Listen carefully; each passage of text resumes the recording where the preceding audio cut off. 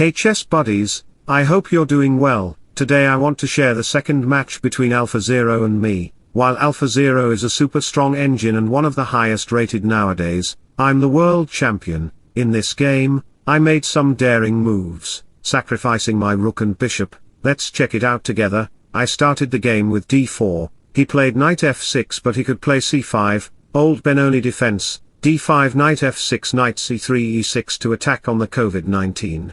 d5 and here around 100k players capture the d-pawn according to Lichess database, got COVID in their body, d6 was best so after e5, black might decide to push the pawn, take queen e2 check, you have to surrender your bishop then something like queen a5, preparing for a discover check, we will send a Facebook friend request to black queen, black denied it and captured the pawn then after takes, black should play b6, queen c5 take and black will live single forever.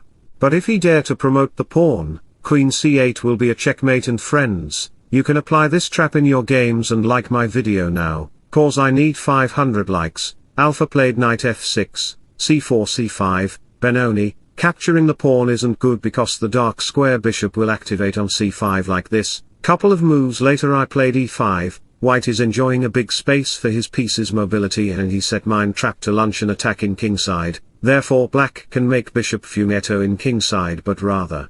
He played bishop e7, h3 knight here bishop e2 knight f8, good idea, he want to race his knight to secure the f5 outpost. After a few moves later we have e takes f4, bishop should not capture the pawn on f4 as the knight can arrive on h4 and pressurize your structure along with bishop, so g takes f4 and both sides castled, but in different ways, it's like executing a sword attack and now we find ourselves back to back. I want to attack in kingside by developing my pieces.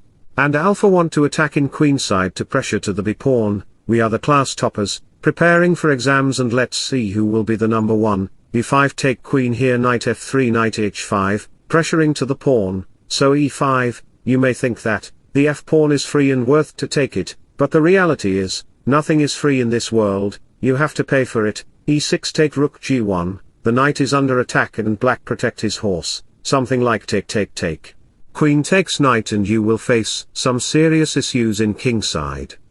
Don't change yourself so that other people will like you, be yourself so that the right people will love you, so in this position, if you dare to capture the e-pawn, takes rook c8 bishop c4 knight comes on g3, e6, sacrificing the rook right away to capture the bishop, rook d8 take to target the moonlight rook d8 knight arrived on e4 to create a discover attack to the f-pawn, that's the whole sequence of physics, so bishop f6 rook g1 king h8, getting rid out from the bishop diagonal.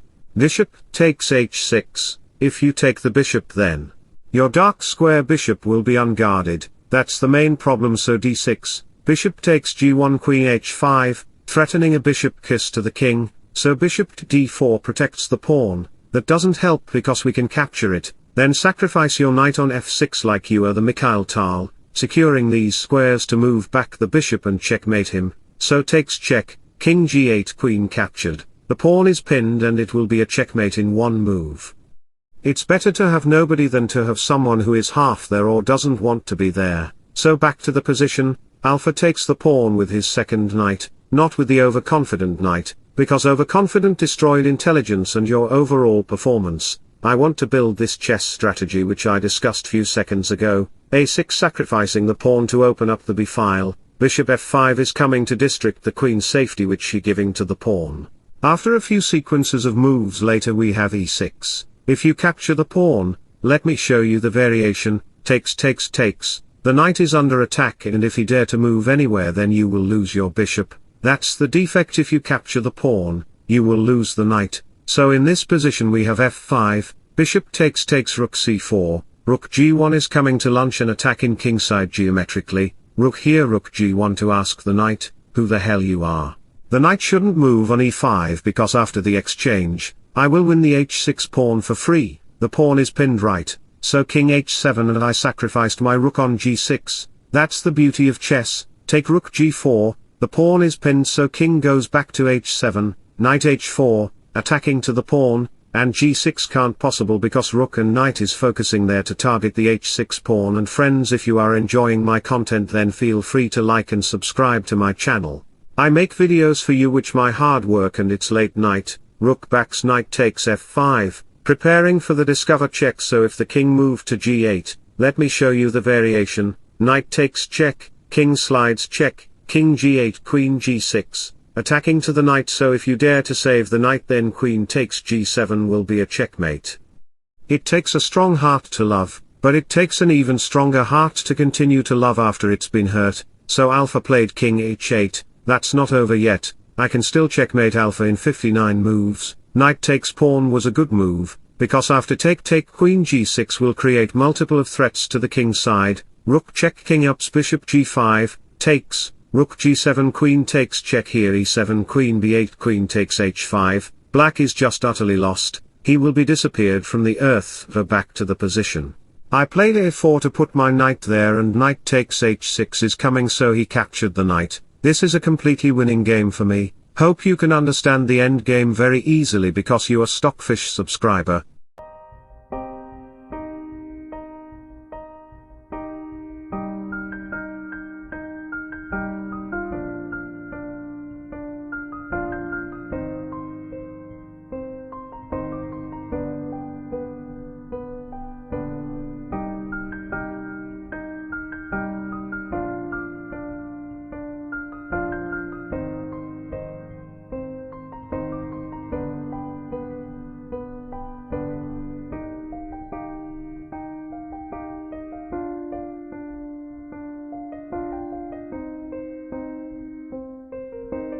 So wish you all the best. Thanks for watching. Subscribe for more. Bye bye. Take care. See you soon.